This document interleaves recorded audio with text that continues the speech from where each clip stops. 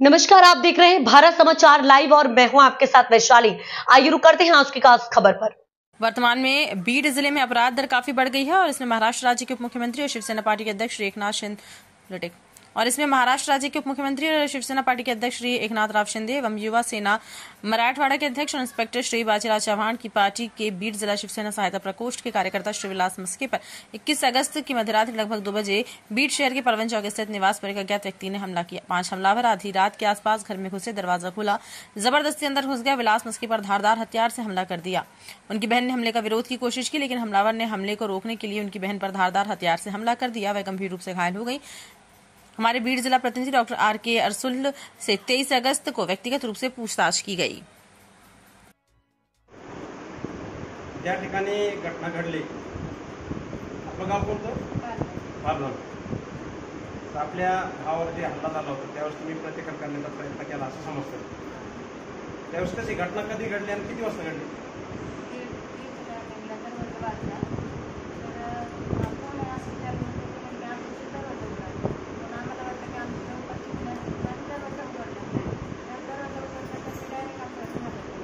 किती जण लोक होते ते? तुमच्या हातावर काय आहे, काय मारतात?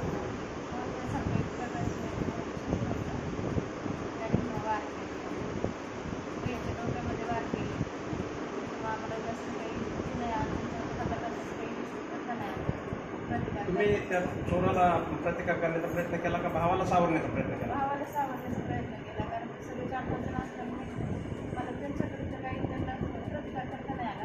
भावाला स्वीकारण्याचा प्रयत्न केला, माझ्यावर पण नाही आला.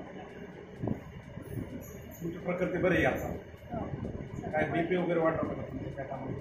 नाही, बीपी वाढला सांगता येणार नाही, कारण भावाला बरे झालं. हा, म्हणजे तुम्ही घाबरले होते का तेव्हा? घाबरले. जखम ज्यावेळेस तुम्हाला मार लागला त्यावेळेस हात पूर्ण रक्त वगैरे बाहेर पडला? किती जखम, किती टाके पडले तुमच्या हाताला? 9 टाके पडले. जखम कोण आहे? काय नस वगैरे काय तुटली वगैरे?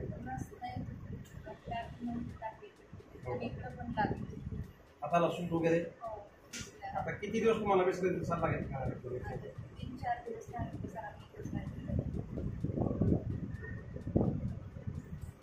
मी आणखी याचा तपास वगैरे काय चालू आहे? पोलीस काय कारवाई वगैरे?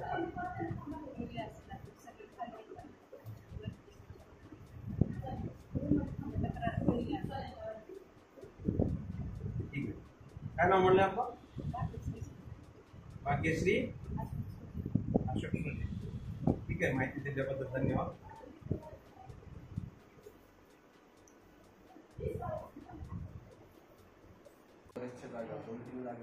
किती स्टिचेस पडले त्यांना?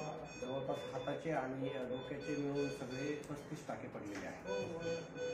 त्यांची प्रकृती वगैरे कधी दिसत आहे? पहिल्या 2 दिवस थोडीशी खराब होती, पण आता थोडीशी सुधारणा आहे, चांगली आहे. काय डोक्याला वगैरे जास्त मारायचं? हो, डोक्याला म्हणजे आतमध्ये नाही आहे मेंदूला सध्या तरी वरच्या वाटत नाही. हा, सिटी स्कॅन केला त्याच्यामध्ये नॉर्मल आलं आहे, पण वरती भरपूर मोठ्या जखमा आहेत. त्या जखमा भरण्यासाठी बरेचसे दिवस जाते. किती दिवस आणखी रुग्ण ॲडमिट राहतात?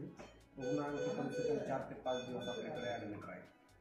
चांगल्या प्रकारे सेवा दिली त्यांना, म्हणजे असे त्याच्या ऐकून त्यांच्या डोक्याच्या व्यतिरिक्त आणखी कुठे मार लागला त्यांना? डोक्याच्या व्यतिरिक्त एक इथे हाताला आहे आणि दुसरा इथे पण एक काही नर्वला वगैरे काय धक्का लागला का? नाही, थोडंसं वाचलं. इकडून आर्टरी वगैरे इकडून जाते आणि हा कट थोडासा इकडे बसतो म्हणून वाचली. आणि हा पण खूप डीप कट आहे.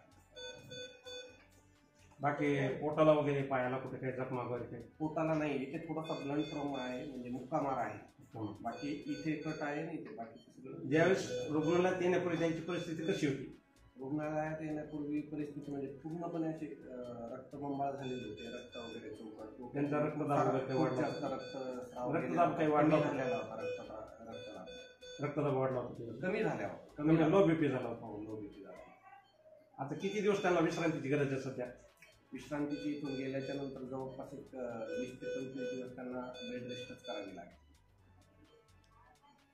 20-25 दिवस त्यांना ठेवावं लागेल. आणि जखमा खूप मोठ्या आहेत, ते भरून येण्यासाठी जखम खोल आहेत का जास्त? खोल आहेत, म्हणजे जवळपास जे आपलं हे हाड असतं डोक्याचं ते हाड ओपन झालंय, इतक्या खोल आहेत त्या. जखम खोल आहे.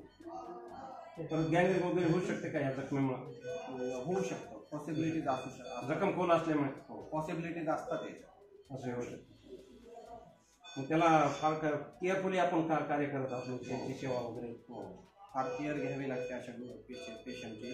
अँटीबायोटिक्स वगैरे हे ते थोडेसे हायर डोस देणं. रोज त्यांना तात्काळ म्हणजे त्यांना दक्षता करणं फार गरजेचंच आहे. हो, दररोज त्याच्यासाठीच आपण क्रिटिकल केअरमध्ये ठेवले त्यांना.